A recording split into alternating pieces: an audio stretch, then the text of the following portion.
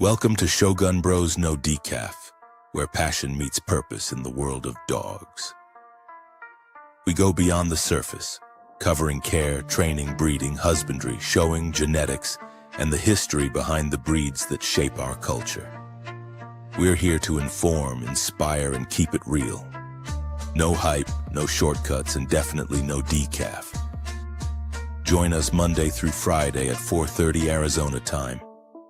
No daylight savings, no nonsense, just honest conversations about what it really takes to raise, train, and understand great dogs. This is Shogun Bros No DECAFF.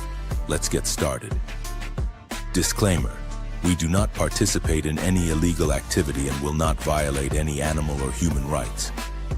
All opinions shared on this podcast are the individual thoughts of the speaker and do not reflect the thoughts or opinions of our guest or the host. In other words, your words are your words and your thoughts are your thoughts, not mine. Say it. Stand on it.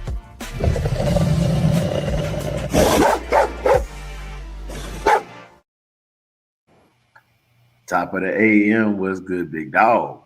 Hey, what's happening? Yes, sir. Yes, sir. Man, they getting in here, man. I'm gonna let them get in here, man.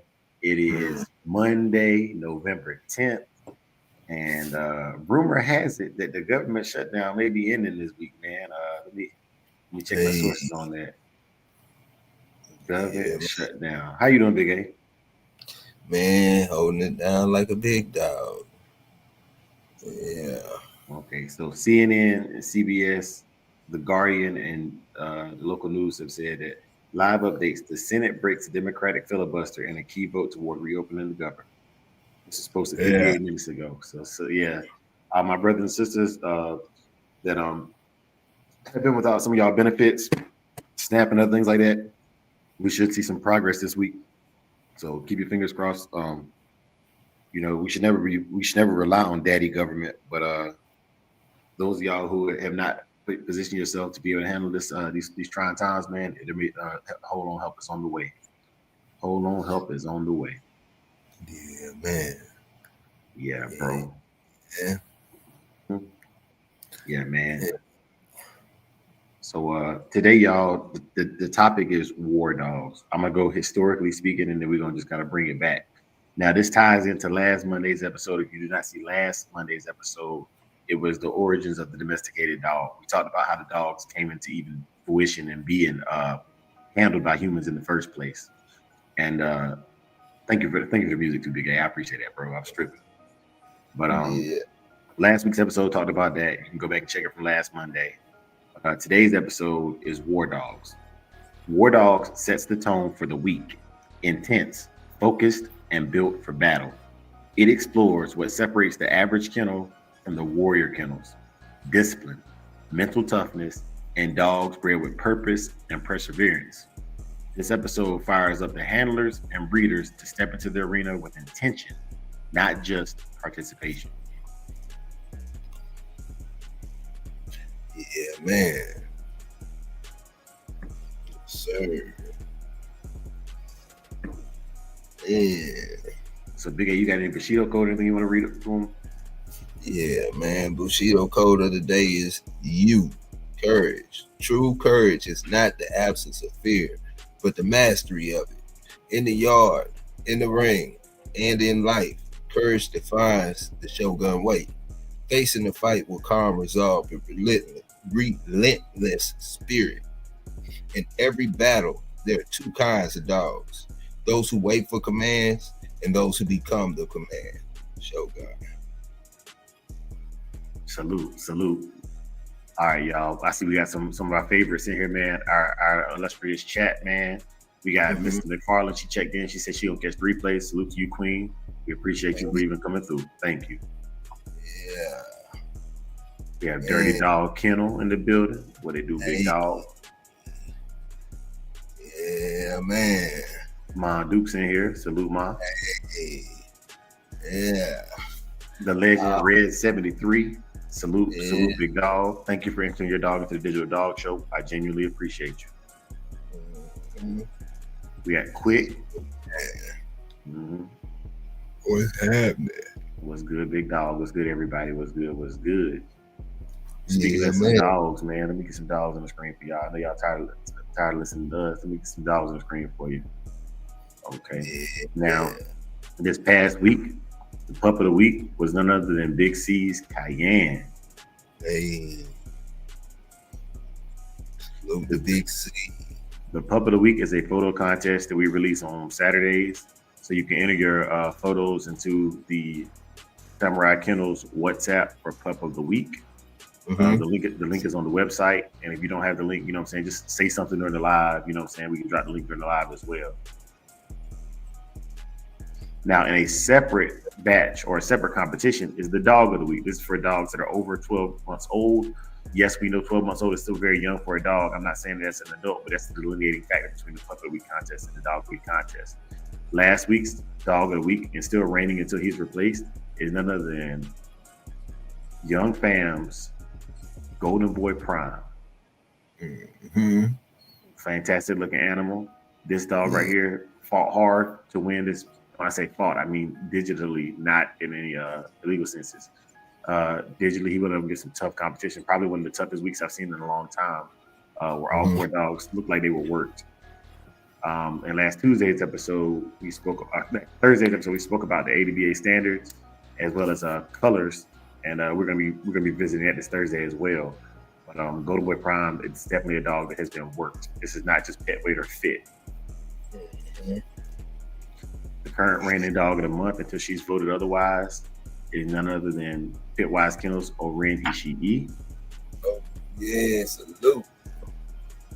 And the dog of the quarter, pup of the quarter, and the best in show for the digital dog show, and the first champion of champions, Cash Dog. Cash Dog. Hey. So there's some dogs for you, man. You know, everybody on the internet says they want us to show dogs. We show dogs. You know, we show them. And I like to give it to like the 10-minute mark before we get too deep off in it. Speaking of the digital dog show, man, we do those every month. And I saw a question about how to get in there, so I'll answer that question real quick. So somebody asked, well, when is it available? It's always available. You can join the WhatsApp. The digital dog show is a video contest, though. Yes, you can have still photos, but it should be an edited video no greater than 2 minutes long, where you show your animal in the best light. What we like to see, and the best way to show your animal, or the format that is expected, is to show the dog's teeth, to show the dog side view, a frontal view, the dog walking or jogging so we can judge his gait. And then if you want to show any of the dog doing work, tugging, whatever it is you do with your dog, you know, to set it apart from the other dogs in the competition, you can do some individualized things in your video as well. It doesn't matter what order it's displayed in. We simply want to see the dog being healthy in different aspects of the dog's life. It should be a current dog that is living, that you currently own, for the digital dog show, dog of the week and dog of the month. The photo should have been taken within the same time frame that the competition is going on, i.e. dog of the week between this last Friday and this current Friday, or Thursday night. Pup of the week between this past Saturday and this upcoming Friday night. And the digital dog show at any point in time in the given month that you are trying to enter the dog. We are currently in November, which means the videos and photos you enter should be entered in the month of November. That way they can be reviewed on the first Saturday in December. And we will compete voting, just like they do in American Idol. The crowd will vote. The crowd will vote. They will let you know exactly who they want to win. That way we can remove as much bias as possible. Of course, you still got homies that's gonna come in and vote for their homie no matter what. There's no way to stop human error. But at the end of the day, may the best dogs win. Mm-hmm. Yeah, man. Back over to you, Big A. Yeah. Man. MKM, what's happening? Salute. Yeah, man. So with that being said, let's dive into these war dogs, man. All right, let's get into it. So I think we should start with what defines a war dog, right? Yeah. And, there's a video that I referenced. I pinned it in the comments, and it's a video about the molosses, the molasses, and it breaks it down into the section. What's going on, Bakari? What's going on, Precious? Salute. You know what I'm saying? What to do, big dog? What's happening? The war dog, when I speak of it, I'm speaking of the actual ancient molossus, the dogs that were used on the front lines in battle. And I'm gonna be giving you some feedback on that, or some feedback from what I saw from the video, but you can also reference it for yourself, because we're here to get it right, not be right. Now check this out. What defines a war dog is these dogs were bred to not only attack human beings, these dogs were bred to wear chainmail and be able to be fit and worked enough to be able to maintain full stride at 70% or greater of their stride while charging into enemy lines. The dogs had to be fearless, they had to be smart, and they had to understand their place within the mission. The war dogs of old were even so smart as to walk right beside the Roman legionnaires and maintain the structure of the phalanx formation. The dogs could be released to attack the enemies, to guard camps, and even to hunt on trips. We're going to discuss all of that today, and we're also going to bring it forward into the Samurai Kennels ideology behind war dogs. Over to you, Big A. Yeah, man.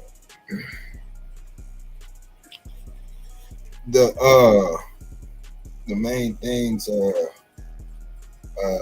think they were really focusing on was the focus, drive, and the control under pressure. When it came to the war dogs, man, they how can I say it, man? They definitely had to be how can I say it? They had to be calm under pressure, you know, being able to maintain a position at the clinging of metal, you know, swords clacking, going back and forth, and it was said that some of it's speculative talk that they used to take onion juice and rub it in their nose to hide the scent of fear within their troops, you know, going into battle, man. This, you know, it's out there, man. The information is out there, but it's a lot of things that they would do, man. But to have a dog in the midst of a battle and be able to be focused and handle the task still, while life is being lost and all types of chaos is happening around it, is definitely a unique dog, man, a unique task. Same thing with horses too, man. War horses, you know, horses, you know, they have to be calm under a lot of situations, loud noises and whatnot, man. And it, you know, that's a different type of dog.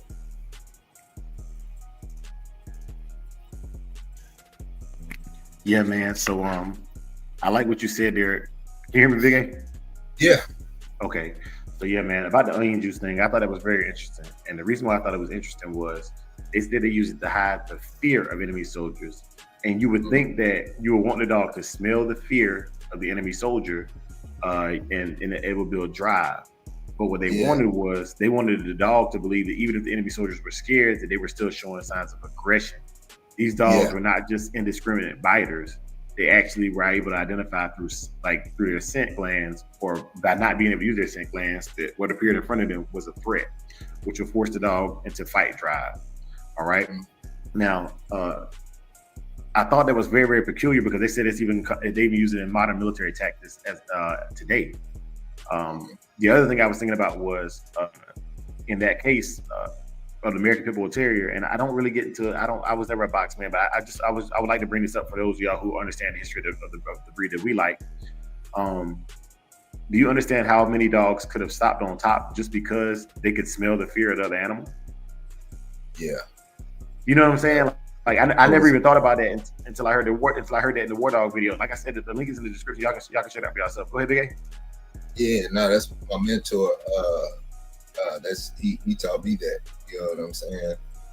That's how he moved. He wouldn't let a situation happen where a dog would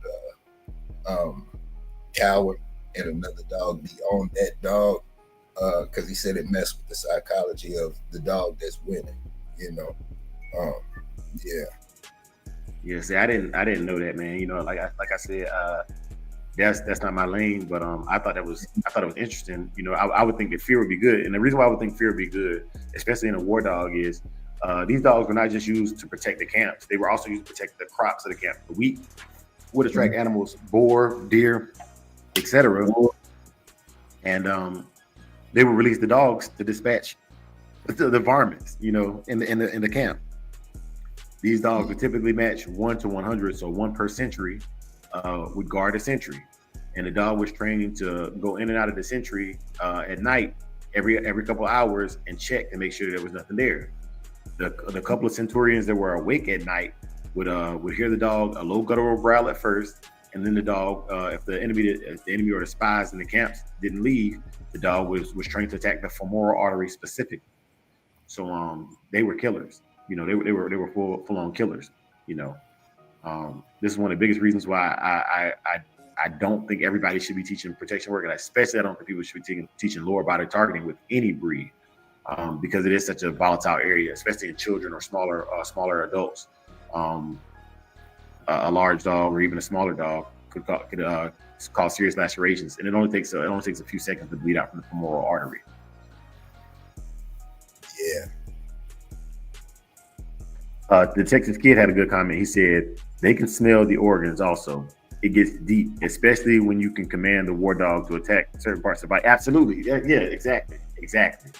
Yeah, man. So it's I never knew how much science was behind, and that's why we went back to the domestication of the dogs, why we went to this topic, because I think with building a complete dog, man, you want to know what we've already tried as a human race. You know what I'm saying? Like, you want to know what's already been tried and done and proven.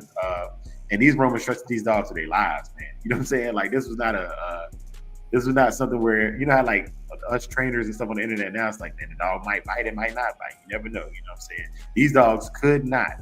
They had to be exactly what they said they were.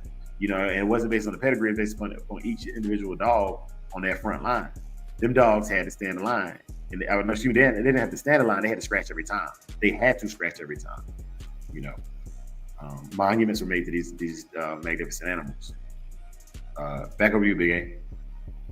Yeah, man. I wanted to talk about the leech and collars. You know, it says the earliest evidence, the use of restraining devices dates back to at least 4,500 BC, 6,500 years ago, based on help me with that word, man. Archaeology finds an ancient art. I'm tripping over my words this morning.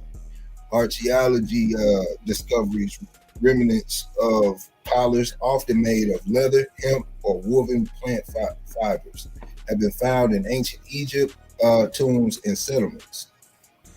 Ancient Egypt tombs, paintings, and wall reliefs dating back over 4,000 years clearly depict dogs wearing broad collars, often highly decorative, and being led by short leads attached to them. Why were they introduced? The introduction of the collar and leash was driven by practical necessity as the dog transitioned from a wild companion to a managed working animal. Control and management, the primary reason. Containment. The most basic reason was to keep the dog nearby and prevent it from running off, especially in settled communities where the dog might pose a threat to livestock or other domestic animals. Navigation. It allowed hunters and herders to travel and travelers to direct the dog and lead it through crowded areas, ensuring the dog stayed focused on its task. Protection and status. Early thick collars, especially in regions with wolves or other predators, often had spikes or metal additions to protect the dog's throat during a fight or while guarding livestock. In many ancient cultures, particularly in Egypt, collars became highly decorative and represented the owner's wealth and the dog's value. A lavish collar signaled that the dog was a prized animal, not a stray. Working in task-specific use, herding and guarding, restraining the dog via leash allowed handlers to position the dog precisely for guarding livestock or property without letting the dog run loose or potentially scare the animals or neighbors. Hunting. Leashes allowed hunters to hold strong hunting dogs until the exact moment they needed to be released to chase the track or game. Maximizing the element of surprise. You know? Damn, son, where'd you find this? Yeah, man. Yeah, so one thing I like that they articulated was that they had the lavish collars. We talked about that, man. Like, you know, it's more preachy and more showy nowadays, but it mattered, man. You know what I'm saying? They wanted to show the status of this dog that had accomplished so much for them. Tony was good, big dog. You also want to have the focus and drive controlled under pressure. And so with the Roman legionnaires, a lot of times those dogs were trained so well that they even listened to what's called whistle signals. A lot of times in the sporting foul, they'll use whistles to signal their dogs to retrieve or to return or to recall them as well. So these are things that we still utilize today, maybe not in the same aspect, but even the Egyptians realized the severity of having a dog that was very, very capable of causing harm and keeping it under control. So for over 4 millennia, over 4,000 years, we've been working on this control thing, and it's always been a part of the human aspect to learn and to get better. So even the Egyptians knew to keep their dog on leash with a collar. That's all I'm saying, you know. And I'm not saying they were inferior by any means, because they were actually far superior in their engineering and technology than what we have been with all the technology we claim to have. Right? We're just good at destroying ourselves and destroying each other, but they were good at building civilizations. So yeah, shout out to the ancients. But modern handlers, man. Actually, let me dial it back. The temperament and work ethic and impact. The temperament of these dogs had to be beyond rapport, or not reprieve, right? And these dogs were selected not based upon pedigree, not based upon who their daddy and mama was or who they came from. They were selected based upon their tenacity. They would put stuffings and furs inside like burlap style sacks, and they would release the dogs to see which ones had the best grip strength, which ones were the most devastating, and which ones also could be controlled under when doing what they're supposed to do. Right? The dog had to go through several different handlers, and it slept amongst the Roman legionnaires to learn the smell of Roman leather, so that when it was up against the Celts or the Gallics, who wore wool with their armor, the dog by smell alone could determine who was friend or foe. This is man, that's powerful. You know, like without even being able to see at night in a battle, the dog could be used in that regard. Also, the control had to be extreme for what's called the pyro fairy or the pyro fairies. These are dogs that would have basically bombs attached to their sides. They would take wax and fill up clay pots with wax, light a wick in the clay pot, and send the dog toward the enemy lines. The dog would crash into the enemy lines, and whether it was killed or not, or unalived or not, the dog's clay pots would explode, releasing burning wax at the feet of the enemy lines to break the front lines. Also allowing for the attackers or the owners of the dog to drive in without a wall of shields in the way. These dogs had to be completely fearless and have no concept of self-preservation. It had to be game. Additionally, the dog's aggression and their tenacity would spook war horses. The dogs were trained to run in and grab the war horses by the nose or the ears to stop cavalry attacks. These dogs were monsters. Yeah, man.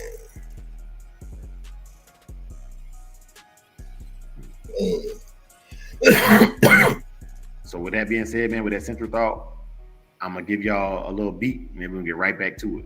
War dogs. Yeah, the Samurai Kennels, boy. We don't do no barking for clout, we let the dogs talk. Dog of the week, you gotta earn that name. Let's go. Let the dog talk, don't speak for him, nah. Every bite, every stance, that's a battle scar. We don't cap, we just snap when the camera's on. Dog of the week, yeah. They know what we on. Let the dogs talk. Let the dogs talk. Let the dogs talk. 808s hitting like a chain off the collar, dog. Samurai Kennels, we the ones they applaud. Don't speak for the dogs. Let the dogs talk. From the yard to the yard, it's respect, no bark. Every kennel got a story, every champ got hard. Ain't no gimmicks in the bloodline, all grind, no fraud. We raise kings, not clowns. It's the Samurai Squad. Subscribers tapping in, they know who next. Photo clean, stands mean, yeah, the pro's perfect. We don't chase lights, we chase legacy. Dog of the week, that's the pedigree. Let the dogs talk, don't speak for them, nah. Every bite, every stance, that's a battle scar.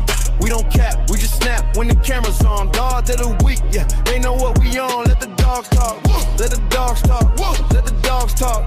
808s hitting like a chain off the collar, dog. Samurai Kennels, we the ones they applaud. Don't speak for the dogs, let the dogs talk. It's that southern bass, hitting low like a bulldog stance. Got the viewers in the chat saying that dog dance. Ain't no fluff in the yard, we keep it raw. Every post another war, we just won, that's law. From the pit to the porch, we raise them with code. Discipline, honor, that's the samurai mode. So if you talking about the best, better mention the name. Samurai Kennels, dog, we run the whole game. Let the dogs talk, don't speak for them, nah. Every bite, every stance, that's a battle scar. We don't cap, we just snap when the camera's on. Dog of the week, yeah, they know what we on. Let the dogs talk, let the dogs talk, let the dogs talk. 808s hitting like a chain off the collar, dog. Samurai Kennels, feel one, they applaud. Don't speak for the dogs, let the dogs talk.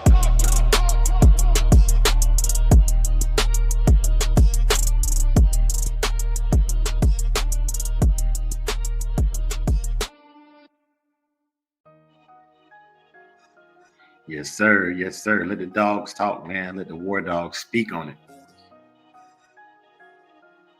So, yeah, man. With this info thought, man, think about this. The power of these dogs. It's a train going by too, so just bear with me. But power of these dogs to drive into enemy lines with fire on their backs, attacking horses, being stabbed, being attacked by humans, and still holding the front line was important. One of the most notable battles was the Battle of Aquarius, I think it was called, or something like that. It's in the video, check it out. But the dogs were completely used to break enemy cavalry lines so that the Roman legionnaires could win the battle. So literally, these dogs have turned the tides of war. Give them their respect. Now, for modern handlers, how can you channel that same energy responsibly? Well, the first thing, and I think the most important thing, is understanding that when you have a dog that is any of the powerful breeds or less than powerful breed, it is your responsibility to maintain control over that dog in any given situation. When you lose control of the animal, you lose control of the bond between the human and the animal, and therefore render it basically as a wild savage. However, when that dog is controlled by a leash, commands, e-collar, prong collar, crate, chain setup, whatever it is you use to keep that dog secure and away from the general public, you can see this dog in its most powerful form, in its raw form, with control. Also, with the training tactics we talked about today, some of these are archaic. We can't use them today. We know it's completely unlawful. So while we're talking about the war dogs, we're simply talking about the aspects from the war dog that we can take to keep our dogs in optimal shape. One of the things that was mentioned was the chainmail armor or the steel plates that we carry by the dog, which means that these dogs were definitely accustomed to weight pull, as well as marching 20 miles per day with the Roman legionnaires, which means they also had high cardiovascular strength. So when I do my conditioning, or when I do my shaping of my animal for a show or for hunting or whatever it is, I like to incorporate both weightlifting and cardiovascular. And I didn't know this about the war dogs when I started doing my little thing to get my dogs in shape for the show, but it just so happens that I guess that is one of probably the most balanced ways to work your animal. I'm not saying it's the only way or the best way. I'm just telling you that this is commensurate with what I'm reading now and learning now today, based on the history of the war dogs. Tony says, this, that, whether they like both, you gonna get your pick of the herd of litter today. Yes, sir. Yes, sir. Salute J-Bo as well, man. A legend in the building. I'm happy he's even tuning in with us, man. He didn't have to be here, but he is, straight from the deer stand. You know, and that's just how it is. Big A, you there? If you are, you're muted. But yeah, y'all, it's man. Big A, do you have any tips or anything to add as far as connecting and channeling that energy in today's training and handling of animals? Yeah.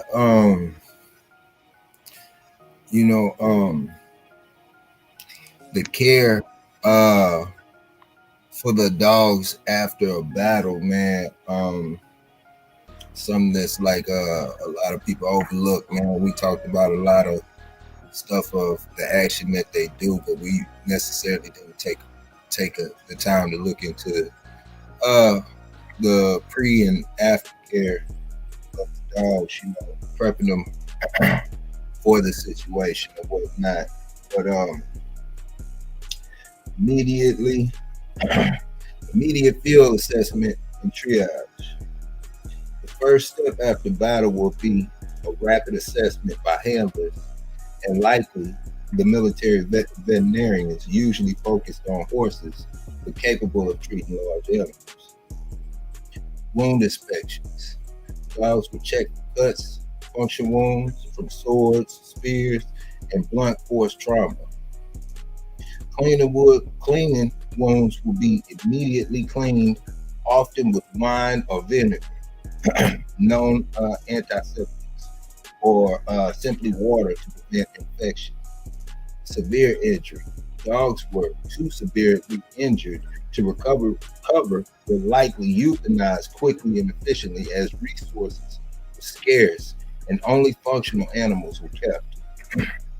Wound treatment and bandage. Roman veterinarian medicine, while crude by modern standards, did possess knowledge of basic wound care. Saturating wounds, if manageable, could have been sewn up using thread or horsehair, as was done for human soldiers and horses. Herbal dressings. Wounds would be dressed with lint or linen bandages and treated with herbal preparations or substitutes like pitch, tar, or honey, which they knew had antiseptic or healing properties. Immobilization. If a leg or joint was severely damaged, they may have attempted to splint it, though a dog requiring extensive non-weight bearing recovery would have been a significant logistical burden. Diet and rest. Recovery necessitated specific management of diet and environment. Rest.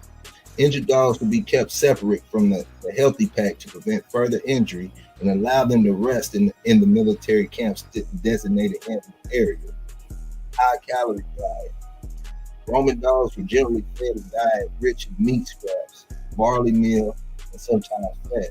During recovery, this diet would likely have been optimized for protein and calories to help tissue repair. Hydration.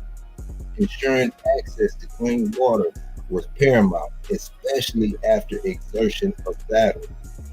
Psychological debriefing. While we don't have records of Roman dog psychology, the handler's interaction was vital. Reassurance to the close bond between the Roman soldier and his dog meant the handler would need to soothe and stabilize the dog, reinforcing its loyalty and confidence, preventing the dog from being gun-shy or uncontrollably aggressive in the future engagements. Amen. Salute to that, man.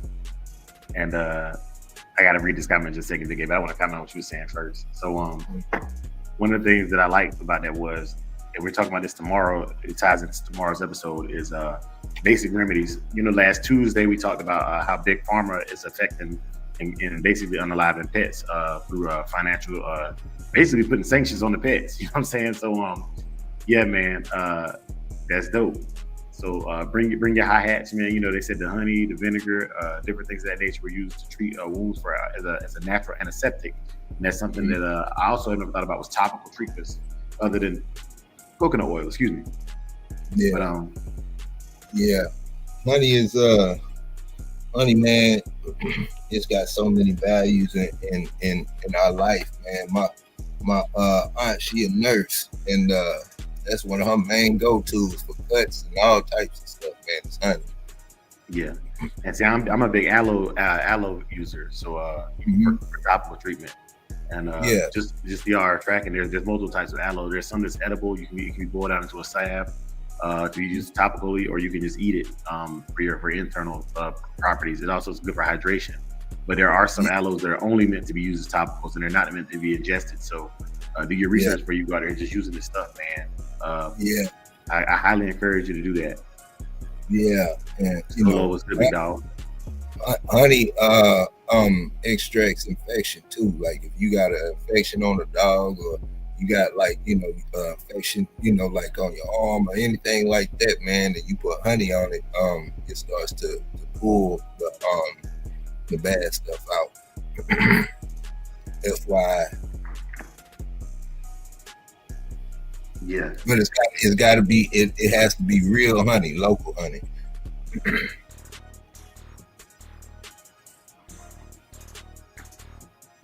Yeah, man. Bo said, he said, hey Dre, I might have a pick of Bigfoot on the trail cam. Did it short. Jason Harris 504. Look and tell him it might be tripping. Let me see what we got here. Mm-hmm. Okay.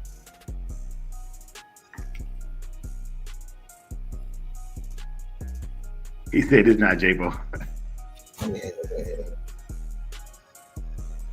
What you see, I might be high. Okay, I'm gonna share the screen with y'all real quick. Yeah. Yep, my grandma did too, Solo. My grandma definitely kept aloe, and we had them elephant plants out front of the house too. Mm-hmm. All right, can you see Big A? Yeah. Okay. Can you make it bigger? Right there at the top on the where, yeah, right there. Yeah.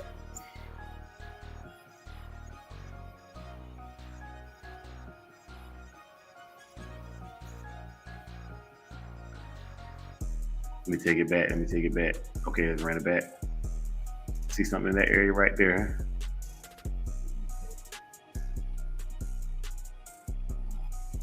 I don't know. I couldn't tell you off the video. I couldn't tell you, but you might be onto something, man. I ain't never been in the woods and everything being kosher back there. You know what I'm saying? I ain't never been in the woods and everything is everything. Especially down in Carolina, man. Like I told you, we got the Beast of Bladenboro down there, and there's definitely some woolly bookers in other places. And sometimes it ain't even woolly bookers; it's just real ugly people, out in the woods. So. Yeah, man, just be careful with that, bro. But you armed and you protected by God, bro. You know what I'm saying? So do your thing. Collect the harvest from the deer and whatever the animals you're taking for game this year. And yeah, man. Young fam said he made a mush out of overcooked brown rice, top ramen, broccoli, and a slice of some smoked brisket for flavor. Added to the kibble so that the kibble was warm as well. Nice. Metabolized, and this is big. Big A is better about this than me. But drinking water that is room temperature or better is faster absorbed and metabolized to the body, or whatever beverage you drink. But I like mine ice cold. So it's that's a good move, especially with the temperatures dropping down, man. They help keep them warmer. You know what I'm saying? Their body can metabolize and use that energy faster. That's a very, very good tip. I got the wrong banner up today too. It's Monday. It's not Saturday. Brother Red said he did a beef tripe, chicken gizzard, kraut, kale on top of kibble. Nice. And morning broth for topping. Yes, sir. I love the chicken broth. I'm kind of cautious with the beef broth now, unless it's just bone broth. Shout out to Big A for that one too. But yeah. But you got to feed these dogs, man, because believe it or not, this breed is definitely a war dog.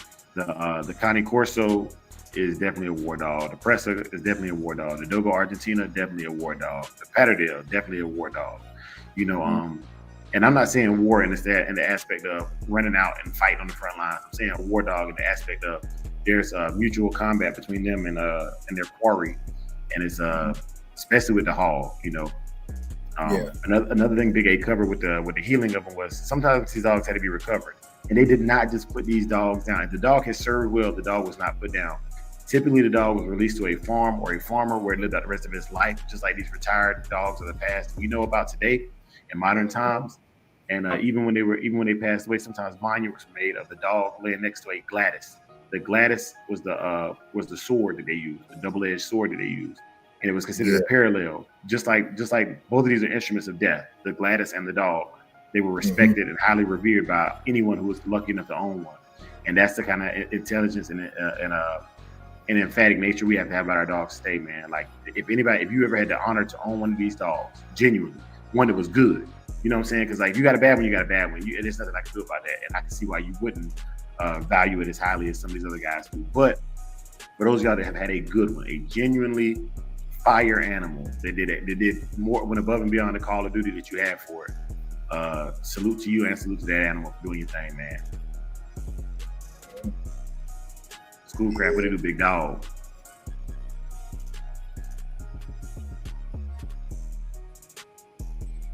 Yeah, man. So Big A, we at the 40-minute mark, man, and we've covered most of the topics I wanted to cover today, man. So I do want to open up the panel. Open up the panel, like I said, wipe your feet, become my house.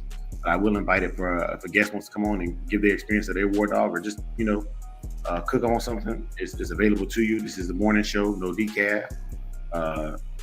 But we keep it clean. We keep it clean to the best of our ability. Yeah. Yeah, man. So yeah, Big A, man. We got a special guest Wednesday morning for y'all. We're gonna be doing more of those, man. I like to interview people who are actively either kennels or retired kennel masters, retired breeders, retired handlers, referees, whatever you are. Just make sure that when you come, you're able to tell your stories. I don't want to come on here and be, let me tell you what somebody else did. Tell me about what you did, Yeah. and your impact or the experiences that you share common with the rest of us common folk. I don't think anybody here is above another person, but your stories can definitely set you apart from everybody else. Mm-hmm. Last Wednesday, we had a brother Dewan Fields on here, and he gave us his rundown. Really impressed at his accolades, but I was also impressed that somebody with those accolades was just kicking it with us, man. Mm-hmm. They meant a lot. It meant a lot, man. So yeah. Yeah, man. Man.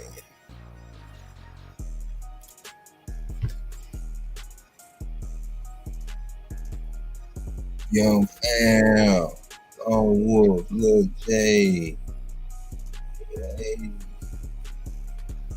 Man.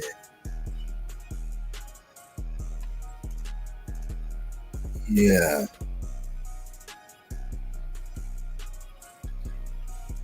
Yeah, man. Yeah. If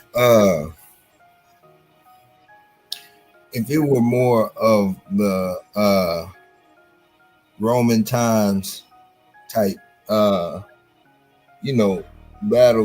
per se, like tools used in war and whatnot, and you had to choose a breed of dog today to run with your troops or whatnot, what would it be?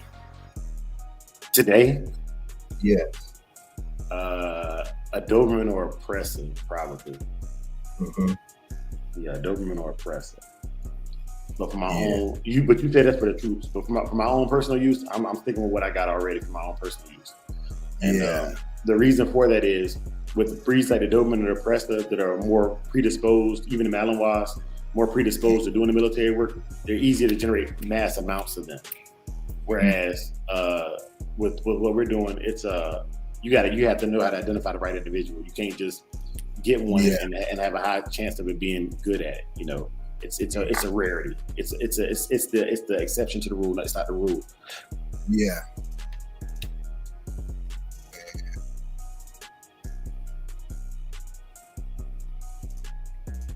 But definitely. He said, "Have y'all tried raccoon hides or tugs?" I've seen some raccoon hides on eBay. I think it might work, but like Young Fan was saying, man, certain animal hides are not tough enough. I've seen brothers use deer and deer maybe not be as durable as like the cowhide. I'm gonna stick with the cowhide unless I just can't find it. Or if I actually take an animal like a squirrel or raccoon, I would salt it and see how long it lasts. You know, I mean, I want to use every part of the animal that I killed or that I unalive, except for, man, this is hard, bro. This PC stuff is really difficult. But yeah, man, I want to use every part of the animal. I don't want to waste it, man. I don't believe in hunting for sport and taking unaliving animals for sport. If I take it, it's at minimum going to feed my dogs. At minimum. What you call it? There's a reason why cow leather is you know, used more than any other leather, man. That's the toughest, you know. It's the toughest, man. It's a reason for it. Easiest to come by and toughest, you know, overall. So, yeah. You said young fans says I use fake fur coats, whatever. You know what I'm saying? Get the job done. Salute the work. Get the job done. Salute the work. Also, man, I want to give a shout out to Big Toyo, man. The video that I showed y'all, or the video I shared, this pinned to the top of the comments, that was actually the research was done by Big Toyo. So salute to him for that. He didn't have to do that, you know what I'm saying? But he was supporting the cause, man, and giving us a topic to cover. So appreciate that, bro. Mm-hmm.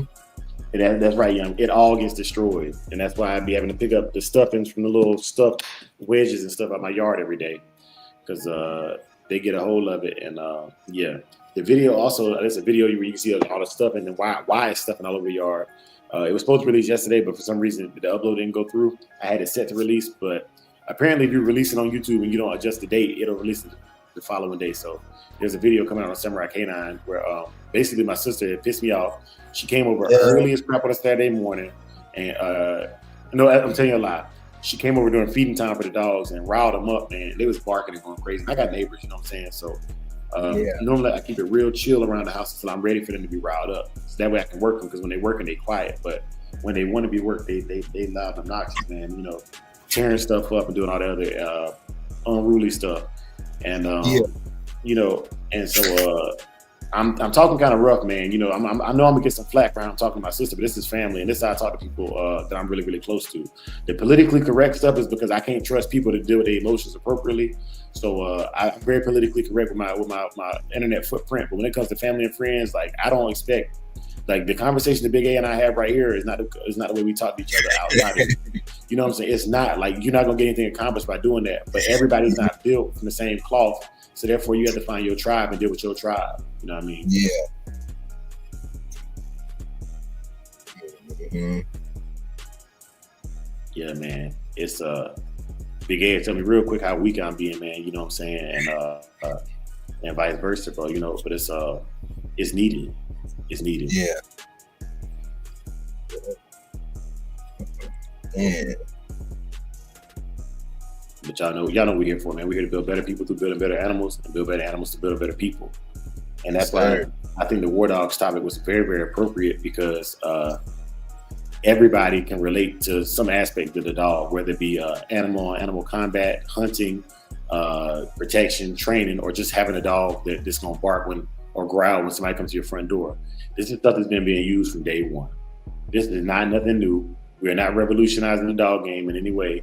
We are just simply using things that have been used over centuries. Even the onion thing, now I'm like, okay, that's a good idea. You know, I didn't know that. I wouldn't use that for a hunting dog, because it needs to be able to use its full scent. And I seen somebody talk about using scent down there earlier. That was dope. Yeah. Young fans say, my dog can run the mill, and you would think it was a sawmill, so much sawdust. Yeah, for sure. Yeah. For sure. Yeah, that's another thing. That's why I had to move that slab mill outside, man. It just smelled like every time he go to run and get in there for about 5-10 minutes, you could just smell like fresh wood, you know, like fresh pine or whatever kind of wood it is they use to make the slab mill. Definitely understand that. Mm-hmm.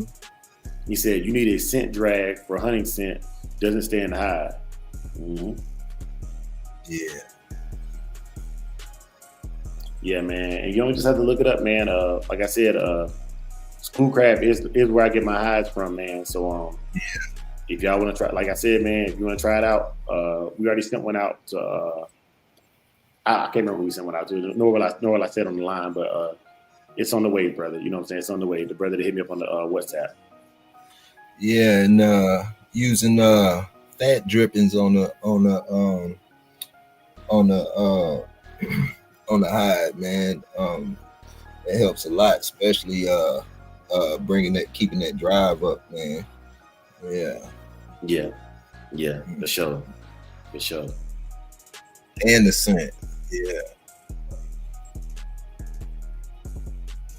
Man, that Michonne looks some kind of good, bro. Man, appreciate it, Dre. Let me get my dog back here. Tipper kill us both. Unalive us both. Man, bro, this is hard, bro. Golly. It must be because it's Monday. You just give me sake, and we'll call it. Man, hold on. Where that soundboard at? Cap.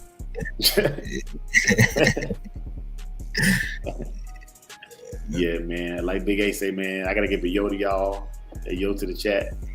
Yeah.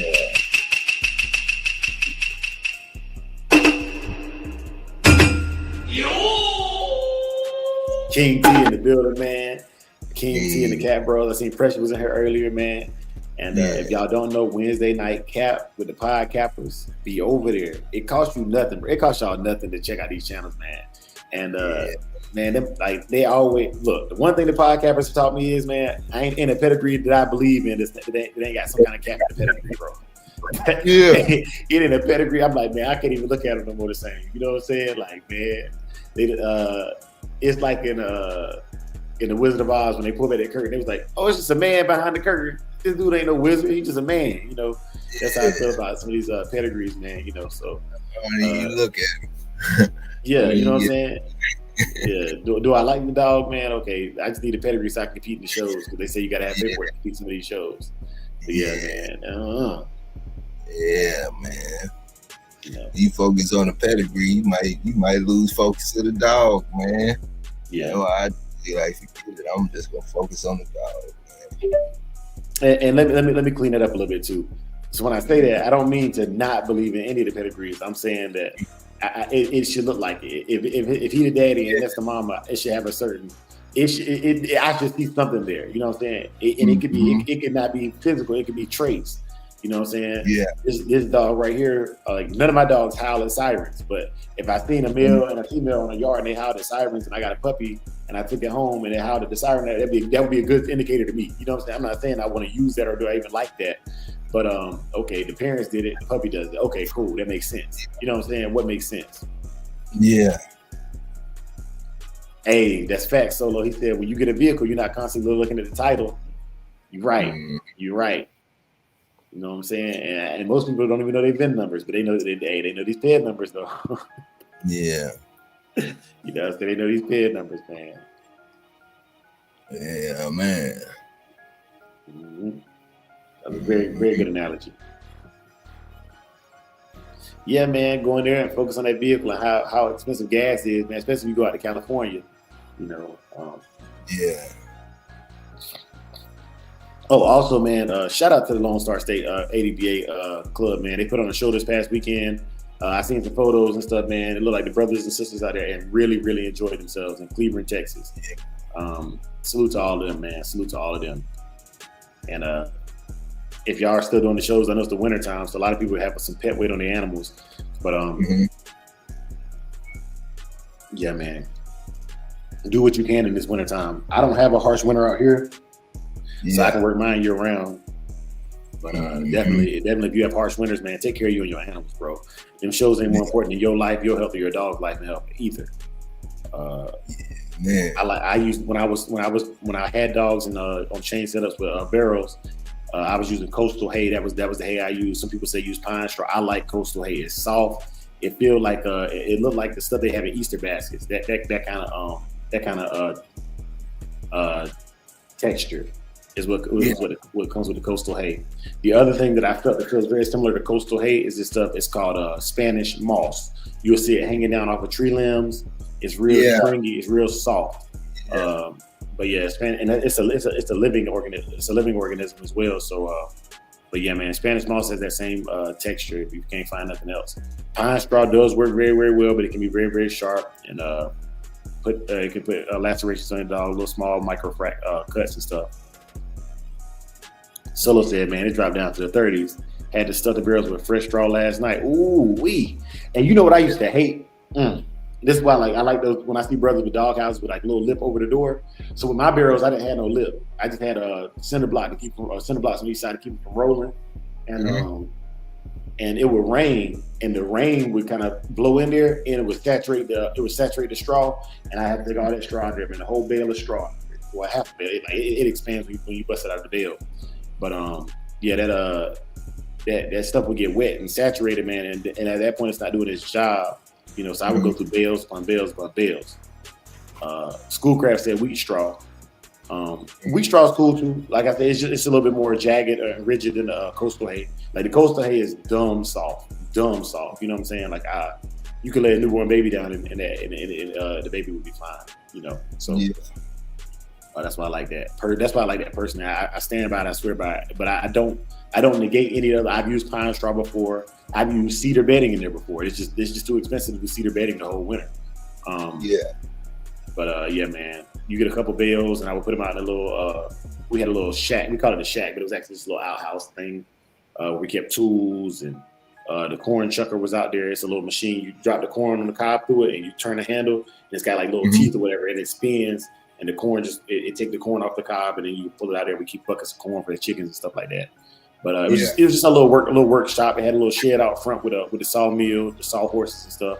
That's where my granddaddy did all his work at. You know, it even had a spot out there to hang up the deer or raccoons and stuff, and to clean them right up outside that little outhouse. We kept a deep freezer out there and a little and it had like a little smoke room attached to it as well because my granddaddy knew I do all that stuff. But yeah, man. So we was big on that. And the pine. The good thing about pine is if you live in the Carolinas or Georgia or even North Florida, there's enough pine trees available. You can typically collect your own pine straw yourself. You don't even have to go buy the bales like I was doing. But I was working and going to school at the time, so it was cheaper. English was cheaper. It was more time effective for me to just purchase the bales. Yeah.